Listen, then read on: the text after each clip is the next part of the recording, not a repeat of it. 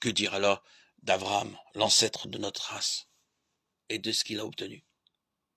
Si Abraham était devenu un homme juste par l'exaction qu'il avait accomplie, il aurait pu en tirer orgueil. Mais Dieu juge autrement. L'Écriture dit en effet, Abraham eut foi en Dieu, et de ce fait Dieu estima qu'il était juste.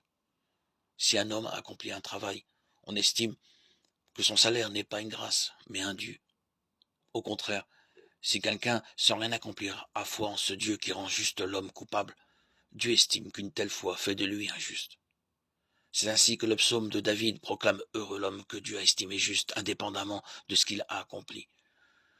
Heureux ceux dont les fautes ont été remises et les péchés pardonnés. Heureux l'homme que le Seigneur n'estime plus pécheur. Ces béatitudes concernent-elles ceux qui ont la circoncision ou ceux qui ne l'ont pas? Nous lisons, c'est pour sa foi que Dieu a estimé qu'Abraham était juste, quand cela lui est arrivé, quand il était circoncis ou quand il ne l'était pas encore.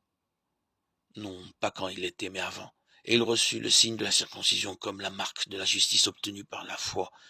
Il devint ainsi le père de tous ceux qui croient, sans avoir la circoncision, pour qu'ils soient eux aussi estimés justes.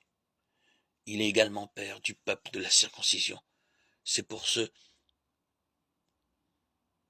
qui non seulement ont la circoncision, mais qui marchent aussi sur la trace de la foi de notre père Abraham avant sa circoncision. Romains 4, 1, 12.